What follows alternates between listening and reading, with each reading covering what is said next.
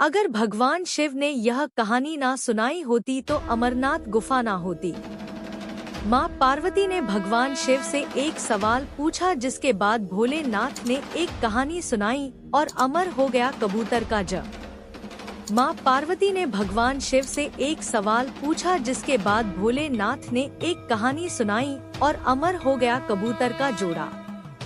अमरनाथ धाम हिंदू श्रद्धालुओं के लिए बहुत महत्व रखता है। जम्मू कश्मीर की वादियों में स्थित अमरनाथ धाम जाने के लिए भगवान शिव के भक्त साल भी इंतजार करते हैं। चार धाम की तरह भक्तगण इस पूजनीय यात्रा को जीवन में एक बार करने की इच्छा अवश्य रखते हैं। अमरनाथ यात्रा के बारे में कहा जाता है कि यहाँ भोले की मर्जी के बिना भक्त नहीं पहुँच पाते हैं। जिसे भगवान शिव बुलाना चाहते हैं वही उनका दर्शन कर पाते हैं। अमरनाथ यात्रा हर साल जून से जुलाई के महीने में शुरू होती है और इस साल भी यह यात्रा शुरू हो चुकी है। अमरनाथ की यात्रा बेहद रोमांचक है, क्योंकि यह यात्रा धरती पर स्वर्ग के जैसी है। हिमालय की गोदी में स्थित अमरनाथ हिंदुओं का सबसे ज्यादा आस्था वाला पवित्र तीर्थ स्थल है। अमरनाथ की खासियत पवित्र गुफा में बर्फ से शिवलिंग का बनना है। प्राकृतिक हिम से बनने के कारण ही इसे हिमानी शिवलिंग या बर्फानी बाबा भी कहा जाता है। भगवान शिव ने बताया अमर होने का रहस्य। अमरनाथ हिंदी के दो शब्द अमर अर्थात अनश्वर और नाथ अर्थात भगवान को जोड़ने से बनता है।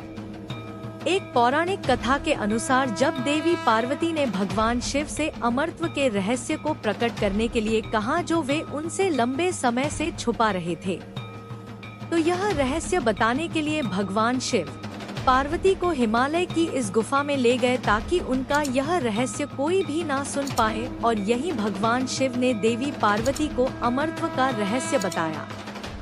इसे जरूर पढ़ें। अमरनाथ यात्रा पर जाने से पहले जरूर जान ले ये 5 बातें। पुराणों में वर्णित है कि एक बार माता पार्वती ने भगवान शिव से पूछा, आप अजर अमर हैं और मुझे हर जन्म के बाद नए स्वरूप में आकर फिर से वर्षों की कठोर तपस्या के बाद आपको प्राप्त करना होता है। मेरी इतनी कठोर परीक्षा क्यों? और आपके कंठ में पड़ी यह नरमुंड माला तथा आपके अमर होने का रहस्य क्या है? भगवान शिव ने माता पार्वती से एकांत और गुप्त स्थान पर अमर कथा सुनने को कहा, जिससे कि अमर कथा कोई अन्य जीव ना सुन पाए, क्योंकि जो कोई भी इस अमर कथा को सुन लेता है वह अमर हो जाता।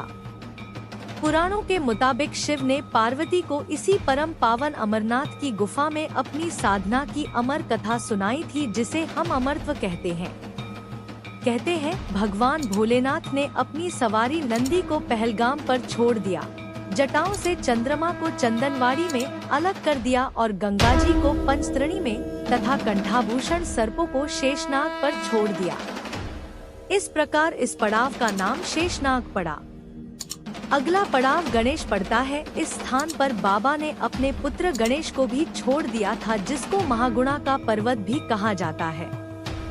पिस्सू घाटी में पिस्सू नामक कीड़े को भी त्याग दिया। इसे जरूर पढ़े।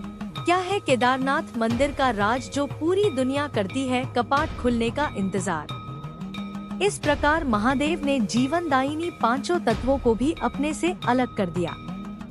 इसके बाद माँ पार्वती साथ उन्होंने गुप्त गुफा में प्रवेश कर किया और अमर कथा माँ पार्वती को सुनाना शुरू किया। कबूतरों ने सुनी अमर होने की कथा।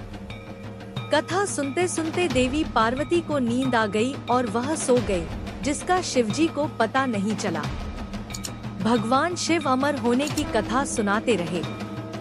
उस समय 2 सफेद कबूतर शिव जी से कथा सुन रहे थे और बीच बीच में गूंगों की आवाज निकाल रहे थे। भगवान शिव को लगा कि माता पार्वती कथा सुन रही हैं और बीच बीच में हुंकार भर रही हैं। इस तरह दोनों कबूतरों ने अमर होने की पूरी कथा सुन ली। कथा समाप्त होने पर भगवान शिव का ध्यान पार्वती की ओर गया, जो सो रही थी। जब महादेव की दृष्टि कबूतरों पर पड़ी तो वे क्रोधित हो गए और उन्हें मारने के लिए आगे बढ़े।